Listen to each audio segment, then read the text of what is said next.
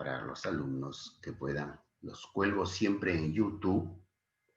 Los que quieren repetir la clase, se le fue el internet, qué sé yo, allí ustedes ingresan al CIENET y ahí está el enlace.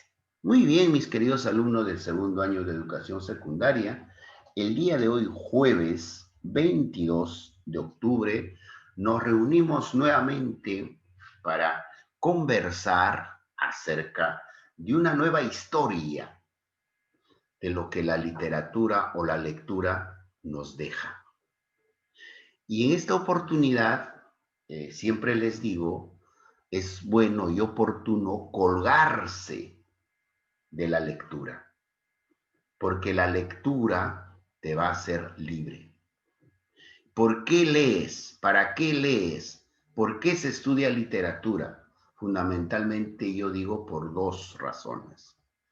El primero es porque cuando tú postulas a una universidad de prestigio, necesaria y obligadamente te van a preguntar puntos, temas sobre literatura. Principalmente, ¿qué cosa te pregunta en un examen de admisión para que ingrese a una universidad? El autor o movimiento literario donde perteneció. Segundo, cuáles han sido sus obras.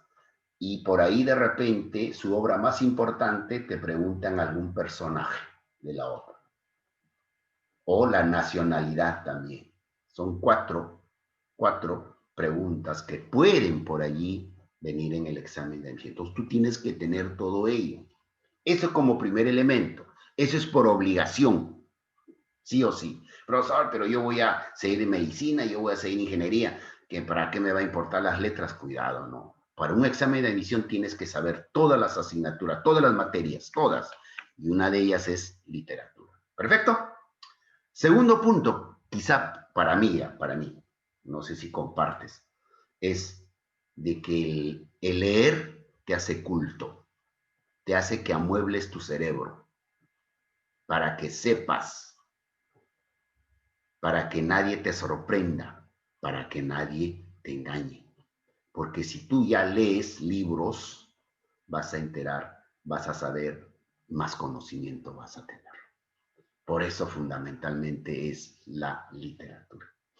Entonces, por ejemplo, imaginariamente vamos a involucrarnos el día de hoy cómo pensaba Fedor Dostoyevsky. Fedor Dostoyevsky.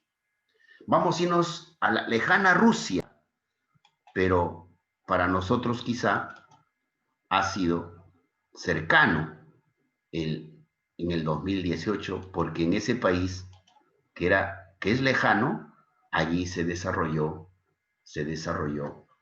el Mundial 2018, donde Perú, después de muchos años, creo 32 años, regresó a un Mundial, o regresamos a un Mundial. Entonces, 36. ¿Perdón? 36 creo que era. Ah, 36, muy bien, hijo, me aclara usted, está bien, está bien. Muy bien, entonces decíamos que la novela psicológica de Fedor Dostoyevsky. Esto es, ahora, Rusia tuvo sus grandes escritores, ¿ah? Tiene grandes escritores, pero vamos a desarrollar al principal, al que quizá mayor renombre, aunque los cuatro, te digo, o los cinco que hay, son espectaculares, ¿no? Que lo vamos a ver más adelante, pero vamos a introducirnos a lo que es la novela psicológica de Fedor Dostoyevsky. Profesor, ¿cómo? ¿Por qué psicológica? ¿Qué acaso vamos a estudiar psicología? A ver, más o menos, ¿quién me dice? Miren, mis queridos alumnos, ¿cómo un escritor se hace famoso? ¿Cómo un escritor contribuye, diríamos, para lo que es la literatura? Cuando los autores, biografías y las vidas se trata de eso. Muy bien, Noreña. Entonces decíamos, a ver, mis queridos alumnos, ¿por qué? A ver, ya recordando, yo ya se los dije, ¿por qué Edgar Allan Poe se hace famoso o es famoso en la literatura? Si es un escritor más. ¿Por qué se hace famoso? Porque su movimiento literario de terror no era muy conocido en esos tiempos. Muy bien, Marifé. A ver, alguien más en el chat escribió. Dice, no sé, a ver. No, nadie.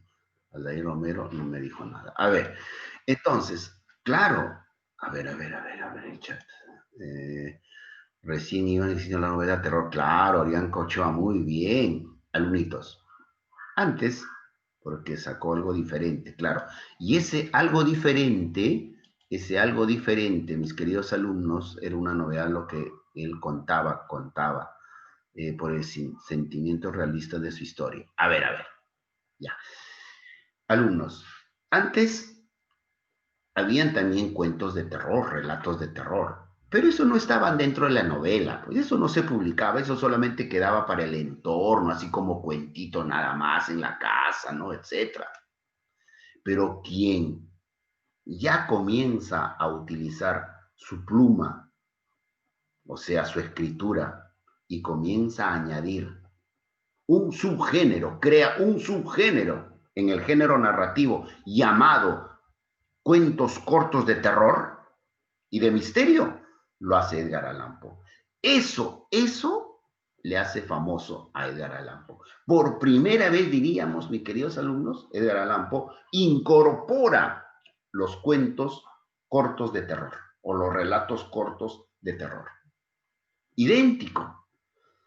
En la Rusia de ese entonces, Fedor Dostoyevsky introduce un nuevo tipo de novela, la novela psicológica.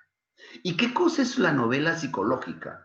En donde ya va a introducir, va a ingresar al mundo humano, a lo que pensamos, a tu interior, a tu psiquis, a tu yo interior. ¿Por qué la maldad? ¿Por qué la injusticia? ¿Por qué hay seres fríos? ¿Por qué hay asesinatos? ¿Por qué? O sea, ¿por qué? Ese tipo de novelas, ¿no? Es la que va a comenzar a escribir Fedor Dostoyevsky. Y todas sus novelas tienen ese contenido psicológico. A ver, está activado el chat, pero sería bueno que actives tu micrófono y me digas. Rodrigo, entre los personajes son más importantes de lo normal y poner la mente, pero claro, muy bien, eso es lo que decían, para la mente, muy bien. Entonces, usted sabe, mis queridos alumnos, yo siempre se lo digo, el humano, o sea, nosotros somos complejos. ¿Claro? Por ejemplo, tú, cuando crías una mascotita, ya tú sabes cuáles son sus características del perrito. Si tú lo crías con cariño, ¿no? Ese perrito será bueno. Pero si tú lo crías con maldad, con violencia, ese perrito será siempre bravo. Hablo del perrito. Entonces, dos características presentadas. Pero el humano no. El humano puede tener muchísimas cosas dentro de su interior, de su pensamiento. Claro, porque en estos momentos tú puedes estar pensando. O todos en estos momentos están pensando igual. No, no. Porque somos humanos. Entonces, ese tipo de novela ingresa al gran Fedor Dostoyevsky. A ver. Entonces, a eso le conocemos como realismo. Ya en las clases pasadas habíamos hablado, cuando estudiamos a quién, cuando hablamos al gran realista,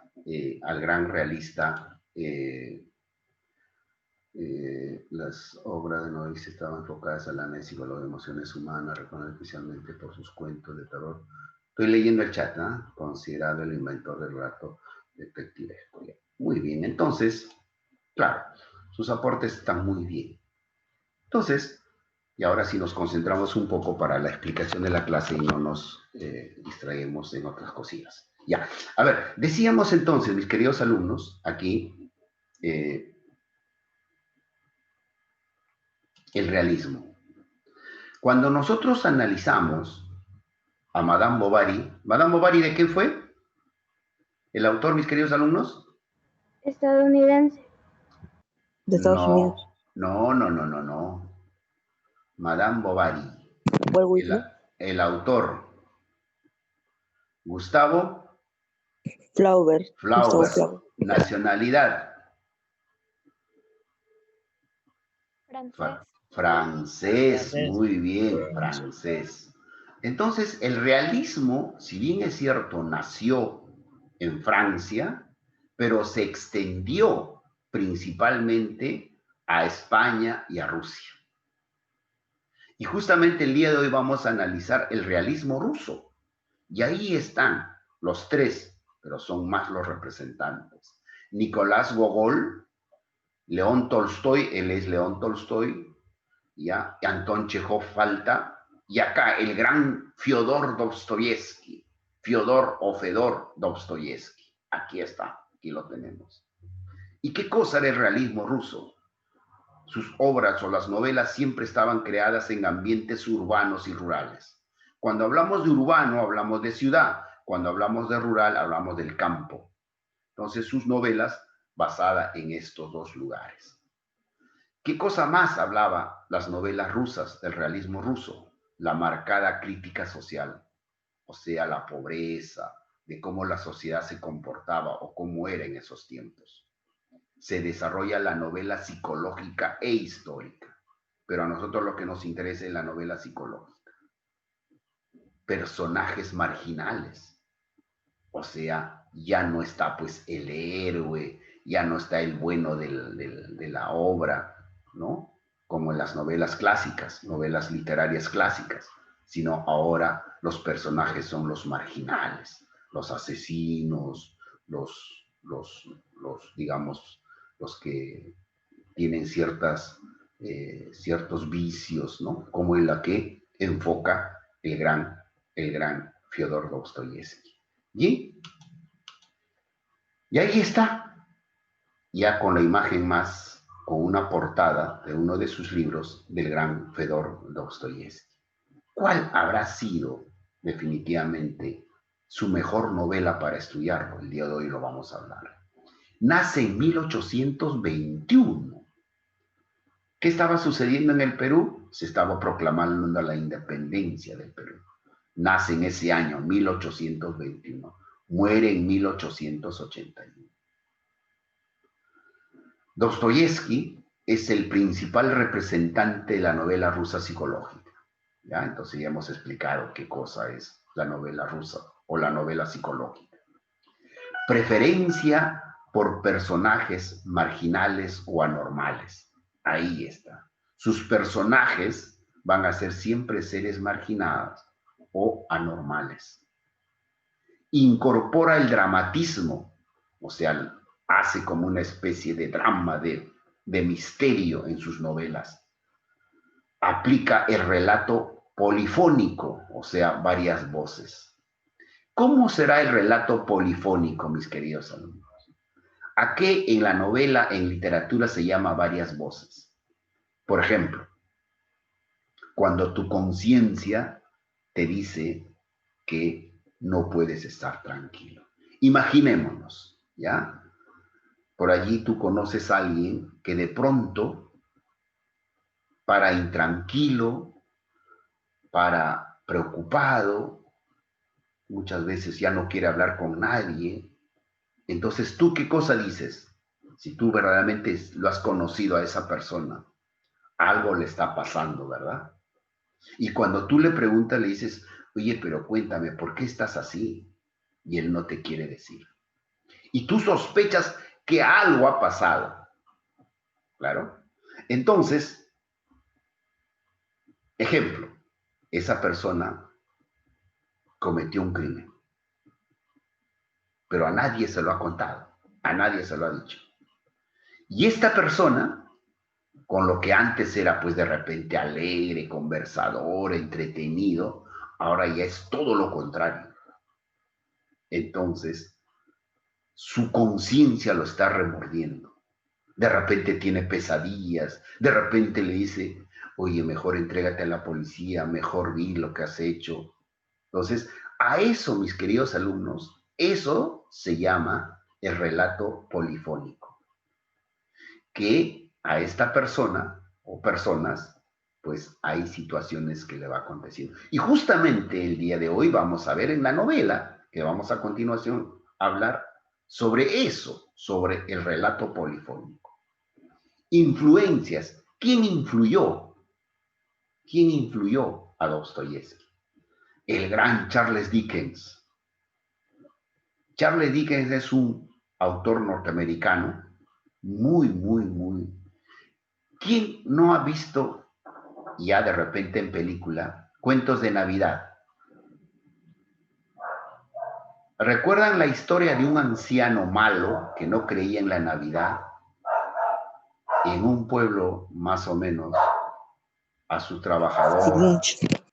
No, no es el Grinch. El Grinch es el que a ese. No. Ah, sí, pues. No es el Grinch. El Grinch es un personaje verde. No. Estoy hablando de un anciano, una persona ya mayor, que es malo, no cree en la Navidad. Y todas las Navidades siempre regaña, siempre dice, porque tiene que gastar, tiene un negocio.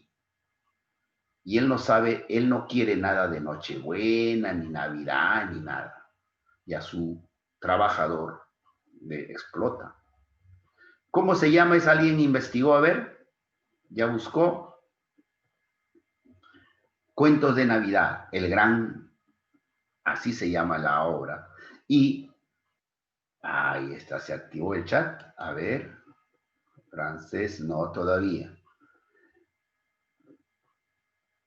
Ebenezer Socroge, Lino, no, a ver, es por acá lo tenía la novela, pero ya. Entonces, Kroger. Más o menos, ahí, muy bien. Entonces, allí, mis queridos alumnos, Charles Dickens es el autor, claro, ya les dije, entonces habla sobre ello. Entonces, este relato, mis queridos alumnos, es que él escribía, el gran Charles Dickens. Entonces, en él se inspiró Dostoyevsky. Ojo, mis queridos alumnos, todo novelista, todo escritor, siempre tiene alguien que ha influenciado en su vida literaria. Por ejemplo, cuando Mario Vargas Llosa cuenta en esta novela de Cartas a un joven novelista, ya en su obra Cartas a un joven novelista, allí él habla, confiesa en quién o en quiénes de los literatos se ha inspirado. Lo ha leído mucho. Son, digamos, como sus paradigmas, ¿no? Y ahí está, pues, Ernest Hemingway, ahí está el mismo Sartre, Jean Paul Sartre, ¿no? Está hablando de Mario Vargas Llosa. Pues en ellos se ha inspirado. Y en cambio, Dostoyevsky, sus influencias han sido Charles Dickens, Balzac, mira, Balzac fue el iniciador del realismo francés. Y en sus obras siempre expresa solidaridad cristiana con el sufrimiento humano. Ese es el gran Fedor Dostoyevsky. Vamos un poco a analizar su vida de él. Nace en Moscú, capital de Rusia, el 30 de octubre de 1821. A sus 15 años muere su madre de tuberculosis. ¿No? La tuberculosis fue una enfermedad que mató a mucha gente, ¿no? Mucha gente cuando apareció esta enfermedad.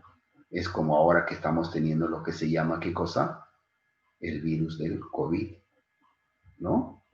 El coronavirus. Igual, la tuberculosis, cuando apareció en el mundo, mientras no se descubrió todavía su cura, mató a mucha gente. Y justamente a los 15 años, su madre del gran Fedor Dostoyevsky muere. Se quedó a cargo de su padre, pero ¿quién era su padre? Su padre era malo, era un terrateniente, o sea, tenía muchas tierras, era cruel, ¿no? Y principalmente con él no tenía una buena relación, no se llevaban. A sus 18 años muere su padre, miren, o sea, temprana edad, para un relativamente joven, se queda huérfano. Mientras él estaba en San Petersburgo, estudiaba ingeniería militar, muere su padre. En 1844 decide traducir Eugenia Grandet, o Eugenia Grande, Grandet también. ¿Y cómo traduce? Eugenia Grandet fue escrito en francés y traduce al ruso. Y allí, al traducir esta obra, despierta su vocación literaria. Se convierte en donde le gusta escribir.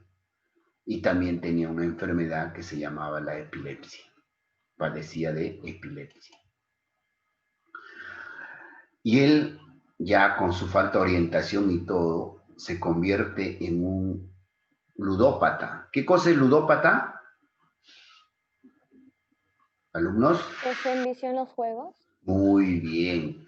A esos bingos, a esos casinos, ¿no? Todo lo que tiene que ser con las apuestas, ¿no? A las cartas, se convierte en ello. Y pierde dinero jugando a la ruleta y regresa a Rusia sin nada. Pobre llega o regresa, ¿no? Su hermano muere dejándolo en la miseria con 4 hijos. Imagínate, encima que ya él, ¿no? Se convierte, que tiene que criar a sus 4 sobrinos, porque su hermano muere. Pero estaba en la miseria. Pierde todo el dinero en el casino, eso es lo que les decía, ¿ves? Y a propósito de esto, de ser jugador y todo ello, escribe justamente una obra, una novela, se llama justamente El Jugador. En 1865 escribe quizá su mejor obra. Quizá esta es la que el día de hoy vamos a descifrar, vamos a conversar. Su obra se llama Crimen y Castigo. Crimen y Castigo. Esto lo escribe en 1865. En ella, en esta obra, plantea conflictos entre el bien y el mal. Y finalmente fallece en San Petersburgo, es una ciudad de Rusia. En San Petersburgo, de una hemorragia pulmonar en 1880. Entonces, un poco hemos hablado sobre la vida de este gran escritor. Y aquí están sus obras principales, La pobre gente, 1846, El doble, 1847, ¿no? Acá está la portada de Pobre gente. Recuerdos de la casa de los muertos, 1862. El jugador, esa es la que les decía, El jugador, 1866. Esta es quizá la obra más fundamental, Crimen y Castigo, que lo escribe en 1866. También escribe El idiota, que acá está la portada, 1868, Los demonios, 1872, y su última obra que escribe es Los hermanos Karamazov, 1880, que esta es la portada, Los hermanos Karamazov.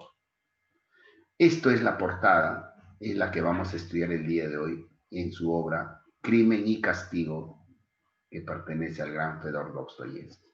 Esta es una portada, esta es otra portada, ¿ya? Acá ya más o menos estás haciendo tu lectura de imágenes, más o menos de qué se trata. Aquí está, vemos con un hacha, ¿no? Y aquí también está una calavera encerrada en una jaula, que esto también tiene un significado. Y todo estos fueron las portadas de su obra del gran Fedor Dostoyevsky como Crimen y Castigo. Ahí vamos a presentar lo que pensaba él y lo que decía cuando escribió esta obra. Pero quiero que te concentres aquí, este personaje. ¿Ya? Está con un hacha, miren, con el lado opuesto del hacha. Hay una anciana, otra personaje, una anciana, un poquito con su cara no muy buena, que digamos, ¿no? Y aquí tenemos otra portada de cómo este mismo personaje está arrepentido. A ver, ¿qué más o menos ha sucedido? A ver, ¿qué dice el chat? Bien, a ver, ahí están hablando un poco de ruso. Muy bien, está bien. Pero a ver, vamos a ir desarrollando, ¿ya? A ver, atención entonces. Ahora sí les pido concentración para que conozcamos esta bonita historia de Crimen y Castigo. Bien.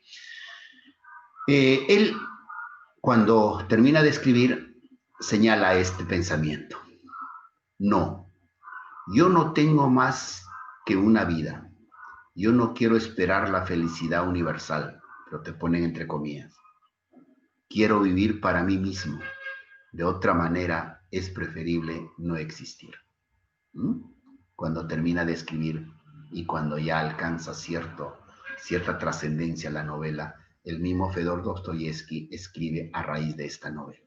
Veamos. Crimen y Castigo, como ya les dije, fue escrita en 1866. Ojo, él A ver, el chat, ¿qué dicen, chicos? Ya están hablando su ruso, ya, a ver, están masticando su ruso, ya, a ver. Entonces, ahora sí, ya dejemos de chatear y vamos atendiendo más bien a lo que voy a explicar. Miren, mis queridos alumnos, Crimen y Castigo, si bien es cierto, él lo escribe para un folletín, como un folletín lo escribe, y de pronto se da cuenta que este folletín lo lee muchísima gente, tiene cierta aceptación.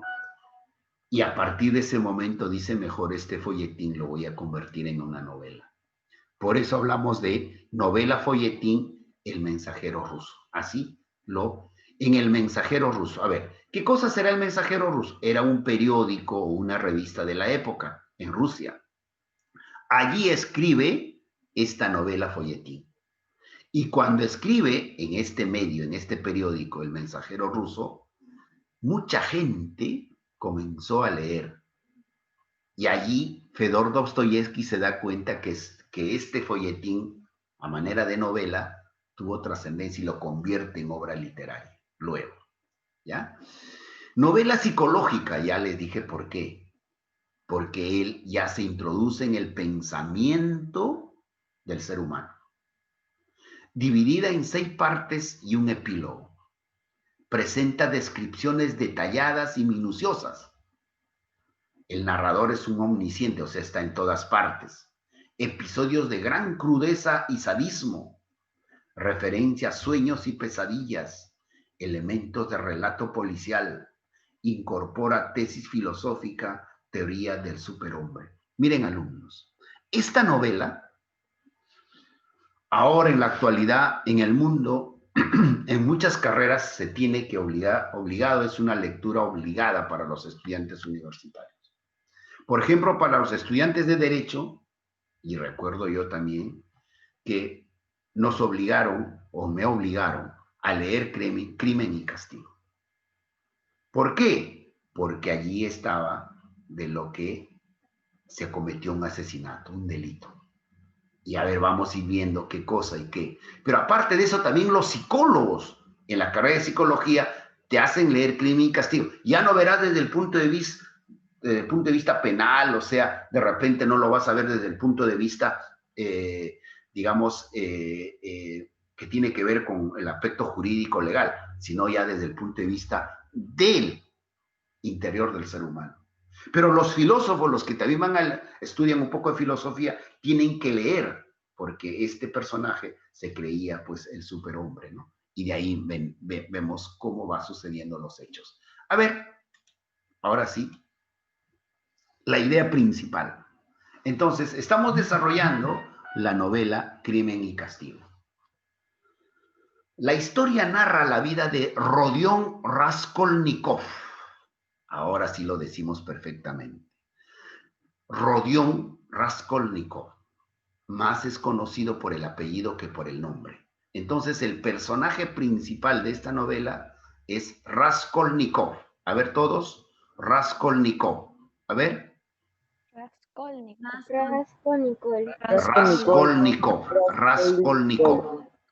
Raskolnikov. ¿Quién es Raskolnikov? Un estudiante que estudia o está en la capital de la Rusia imperial, ¿no? Cuando todavía Rusia todavía estaba gobernado por los zares, que son sinónimos de reyes. En San Petersburgo.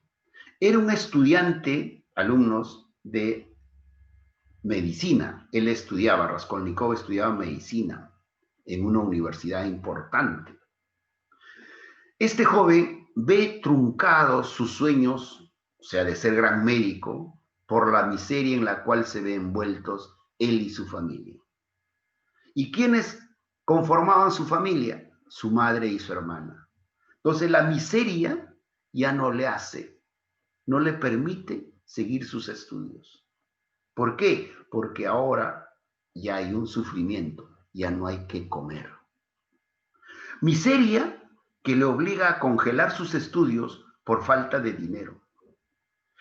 Pero él quería seguir estudiando y trataba de buscar trabajo, pero no había. Acuérdate que en ese entonces la Rusia era miseria, era mucha pobreza. Y en eso encuentra a quién o conoce a una Bill. ¿Quién está a ver ahí ha abierto su micrófono? Conoce a una anciana. En búsqueda de dinero llega a conocer a una vil y egoísta anciana, prestamista. Te pregunto primero, ¿qué cosa será vil? Rebelde.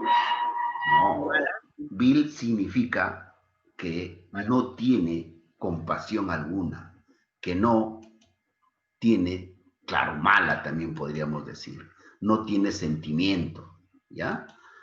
Activen su micrófono mejor, chicos, para no estar abriendo el chat. Entonces, para que de esa manera van interviniendo también ustedes. Entonces, Billy es eso. Pero aparte de vil, es egoísta y es prestamista. ¿A quién le dicen prestamista? A los que prestan plata. Que prestan plata, dinero. Ya, tú alguna vez habrás prestado a tu amiguito plata. ¿Eres prestamista? ¿Así será? No. Ah, entonces, ¿qué es prestamista? Presta plata. Te prestan Que te Por presta eso para te alguna pregunto cosa. a ti, te pregunto, ¿tú alguna vez has prestado a tu amigo o a tu amigo? ¿Serás prestamista? ¿Eso será prestamista? Alguien que da dinero, pero una fuerte cantidad. A ver, a Que ver. ayuda como Sí, por favor, digan. Da dinero y cobra intereses, algo así. Muy bien, va por ahí, muy bien, va por ahí. ¿No? Entonces, muy bien, ya están ya teniendo una idea. Entonces, el prestamista no es, pues, ¿no? Yo también muchas veces a un amigo, a una amiga, oye, préstame, pues quiero para comprar un libro, ya toma. Eso no me hace ser prestamista.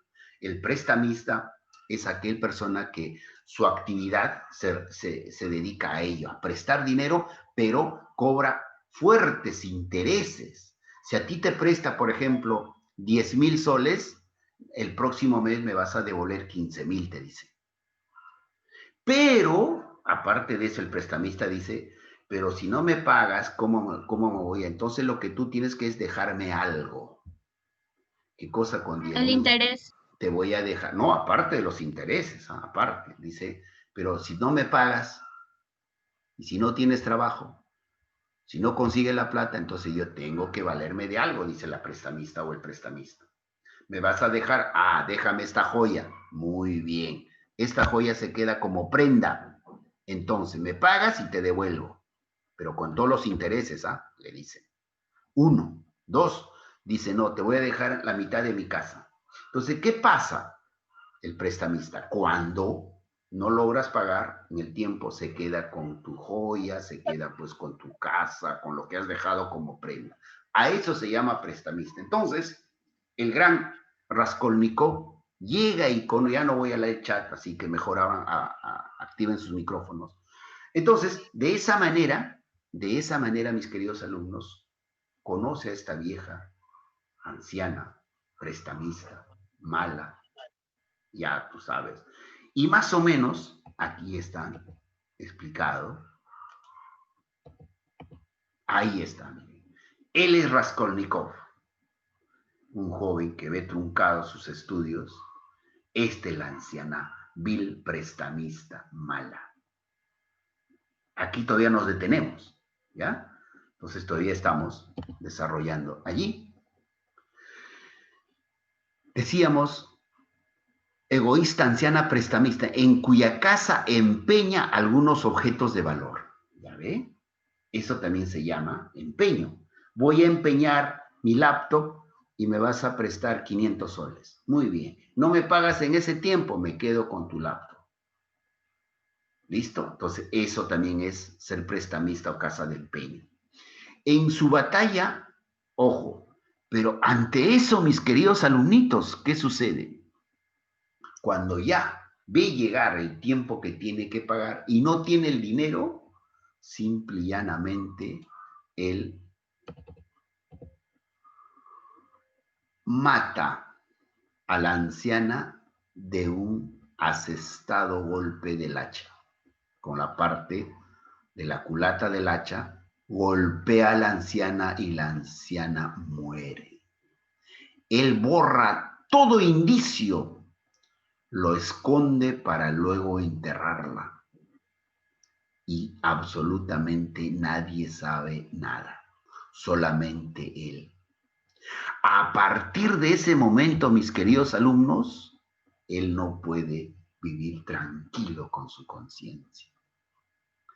Allí su batalla comienza contra la culpa y su mente, después de asesinar a una anciana, tiene pesadillas, voces que le dicen, ahí lo que ya hace un momento te explicaba, por eso tiene voces en donde le dice, entrégate a la policía, declara, no vas a estar tranquilo, cambia totalmente su forma de ser, su personalidad, y hasta pesadillas tiene.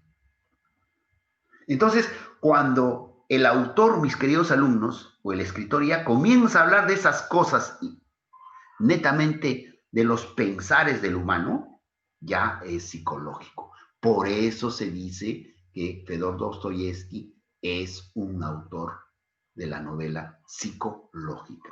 Y así seguimos entonces. Ahí está otra forma como se le conoce a Raskolnikov. Rodion Romanivich Raskolnikov, pero como Raskolnikov es el que se le conoce.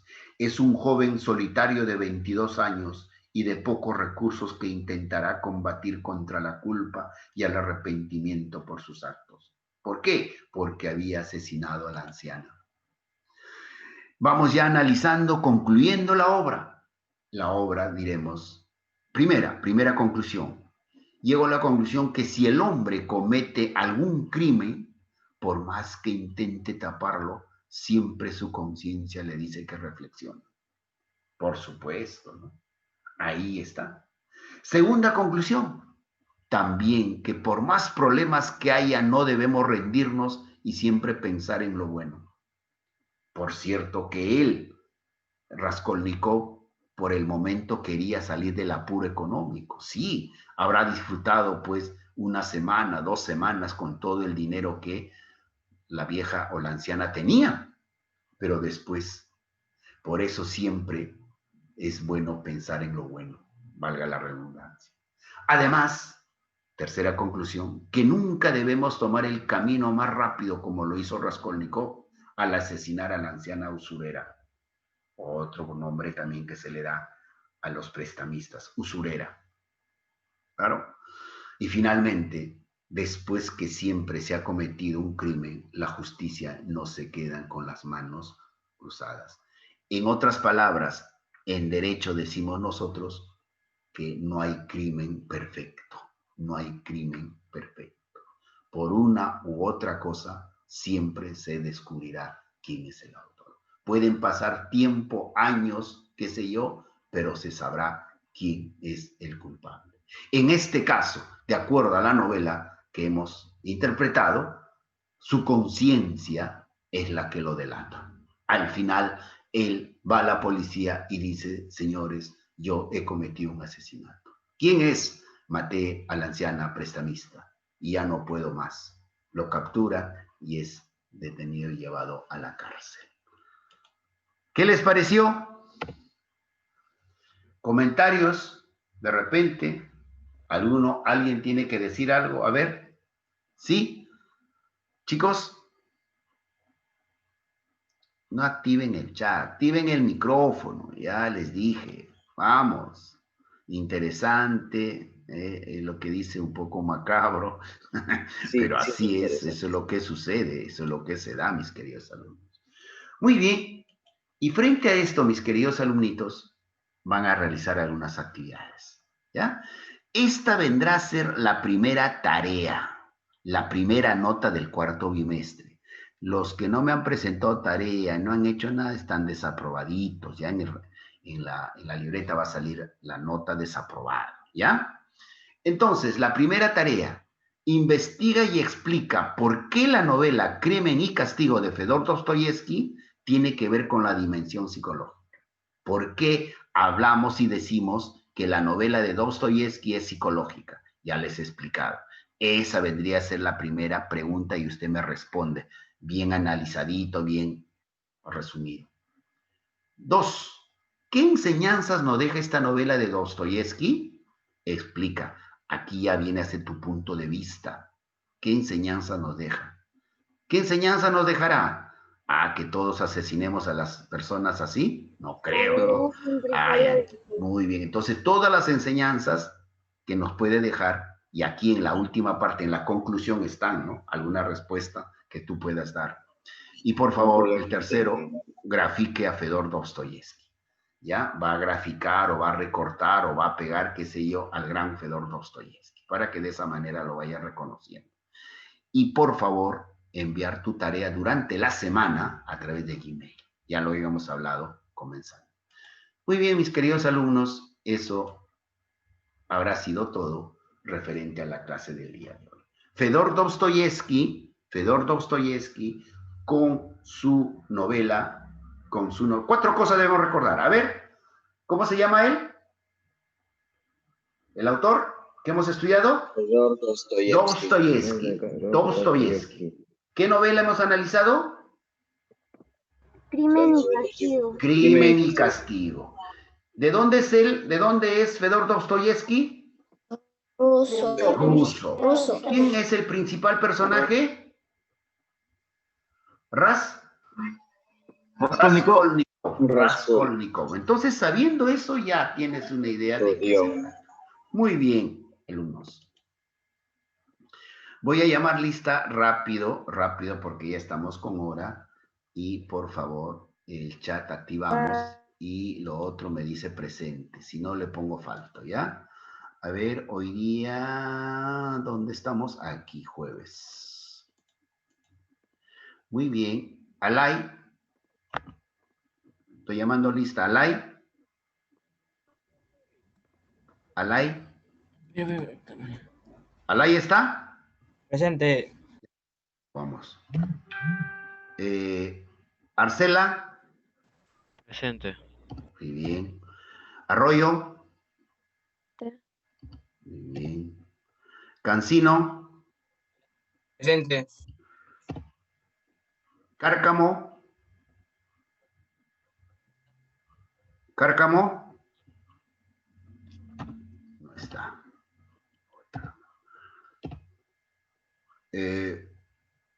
Cercado.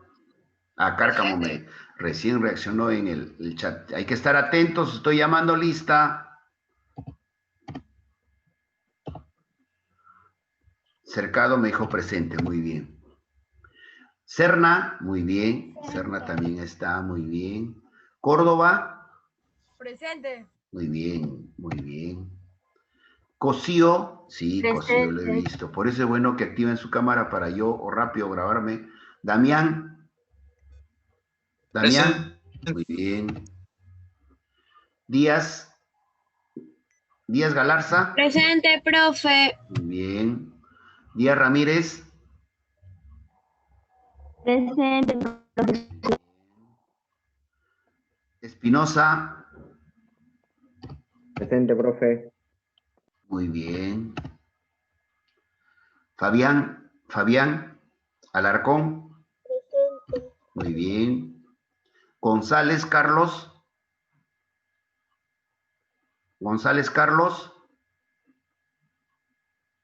González. Parece que no está. González. Gutiérrez Sebastián. Gutiérrez. Guamaní. Presente. Muy bien. Lara Luis. Presente, profe. Muy bien. Lázaro. Muy bien, ahí está en el chat. León. Presente. León. Muy bien, León Garay. Lino. Presente. Muy bien. Llagas. Sí, Llagas está por ahí. Sí, lo he visto, sí. Loza. Presente. Mestas. Presente. Muy bien. More sí también me ha contestado. Muy bien, hija. Noreña, también Noreña lo he visto por ahí. Presente. Ochoa. Sí, también Ochoa está. Padilla. Presente, profe. Muy bien. Pinedo, Julio. Pinedo, ahí está presente, me dice en el chat. Quispeluz. Sí, Presente, profe. sí, sí estás ahí. Ramírez. Denise, sí, también está muy bien. Reina, también lo he visto, Reina. Presente, profe. Rivera, Jami. Rivera. Rivera no ha estado, o no está. Robles, sí, las dos. Listas, comenzó la bulla, señoras y señores. Rodríguez César. Presente. Muy bien. Romaní. Presente. Muy bien. Romero y Nostroza. Presente, profe. Muy bien. Romero Taipe. Presente, profe. Muy bien. Sánchez Zulca. Sánchez. Presente. Sánchez y Parraguirre. Presente, profe. Muy bien. San Ginés, muy bien, San Ginés. Santillán. Presente. Muy bien. ¿Segura? Luis, ¿segura Luis? ¿Está? Presente, presente. Muy bien. ¿Segura? No, perdón. ¿Silva? Presente. Muy bien, se está todavía durmiendo Silva. Soto, Hans, sí lo he visto. Zulca. Presente, profesor. Muy bien. Sullón. Sullón. Presente. Muy bien. Y finalmente, no, todavía Tafur. Tafur. Tafur no está. Tamariz, sí, a Presente, Blanca, profe. sí le he visto a Blanquita. Ureta, Presente, profesor. muy bien. Vega, Vega, Presente. muy bien. Velasco, Velasco, Velasco, falto. Yahuarcani, Presente, profesor. muy bien. Y finalmente Zabaleta. Presente, profesor. Muy bien. Ahora sí, ponemos entonces asistencia del día de hoy. Bien, mis queridos alumnos, solamente lo que me queda es despedirme. Cuídense bastante, los quiero mucho, esperando que cumplan con su tarea y la próxima semana nos estamos volviendo a ver con una nueva historia. ¿Ya? Ya voy a preparar la diapositiva sobre lo que tienen que hacer y todo. ¿Listos? Un abrazo, chicos. Nos vemos. Chao, chao, chao. Cuídense mucho. Cuídense, por favor. Chao, profe. Chao, muchachos. Chao, chao.